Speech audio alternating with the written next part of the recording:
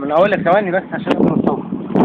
اخي نبيل سالم اللي هو نايم على السجاده هناك ده هو المتحدث بتاعنا كلنا، هو اللي معاه الاخبار كلها وهو اللي يقول لك عليها. قول انت اللي انت حاسس. اللي انا حاسس بيه ان انا اتظلمت علشان وعدونا الناس الساده المسؤولين في الهيئه على اساس ان هم يدخلوني فتره اختبار او فتره تحت الخدمه او فتره بما يقول لك تحت الاختبار من 2000 من سنه 98 لحد 2008. وعود ان احنا هنخش تعيين. طبعا انا داخل وانا عندي 23 سنه ولا 24 سنه. دلوقتي انا واحد عندي 42 سنه، اروح فين في اي مصلحه وانا اشتغلت قضيت عمري كله في الهيئه؟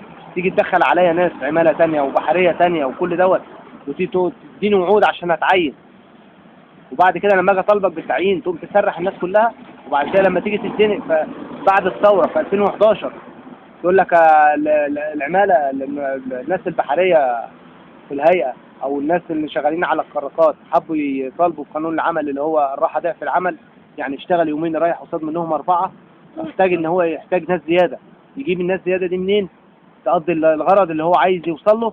قال لك جيب الناس اللي احنا مشيناها في 2008 يرجعوا الشغل تاني على فتره تدريب 6 شهور، وبعد كده نبدا نثبتهم ونعينهم نسكن كل واحد في مكان عمل. عدينا اول 6 شهور قال لك لا استنى استقرار البلد لما البلد تستقر. استنينا 6 شهور اللي بعدها قال لك لما يمسك رئيس جمهوريه. استنينا لما مسك رئيس جمهوريه، واخد بالك؟ ال6 شهور اللي بعديهم هنعمل لكم وهنسوي. اخر ما قال لك وصلنا لحد الفريق قال لك ان شاء الله باذن الله انتوا داخلين معانا في الميزانيه الجديده. ادي الميزانيه الجديده اتعملت وما حدش شاف حاجه ولا اتعمل ايه، والعقود خلصت وعايزين يرجعونا من الاول تاني من الصفر. يقول لك ارجع تاني العقد تاني هو والعقد ده اصلا انت بتبقى ماضي على استقاله قبل ما تمضي العقد. يعني العقد في بند من البنود يقول لك رئيسك المباشر في العمل ليه الحق انه يفصلك. يعني انت تروح لو انت ما قلتلوش صباح الخير يقول لك مع السلامه روح ما تجيش تاني. توصل للدرجه دي؟ ودلوقتي هم طردوكم كلكم من العمل؟ احنا كلنا قاعدين. طلعوكم من العمل؟ طلعين قاعدين كلنا على اساس ان هو عايز ترجع الشغل ترجع على العقد القديم، من غير كده ما لكش حاجه عندنا. وقفوا عقودكم؟ ما انا بقول لك ما هو كده انت مش قابل ان انت ترجع على الوضع القديم. ترجع ليه ازاي؟ انت بقالك 15 سنه بتهد وداخل عليك دفعه يعني كلهم شباب صغير وانت عديت السن. انت سنك راح وانت معاه، مش وانت بره، لا وانت معاه جوه في الخدمه.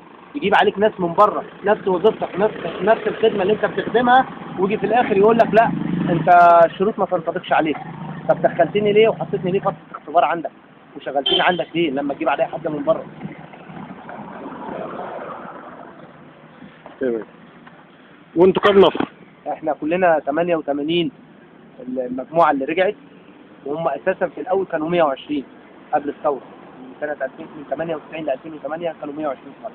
لما رجعنا ساعه الثوره رجعوا 60. ال 30 قالوا لهم لا خليكم دلوقتي لما نحتاج ليكم هناخدكم.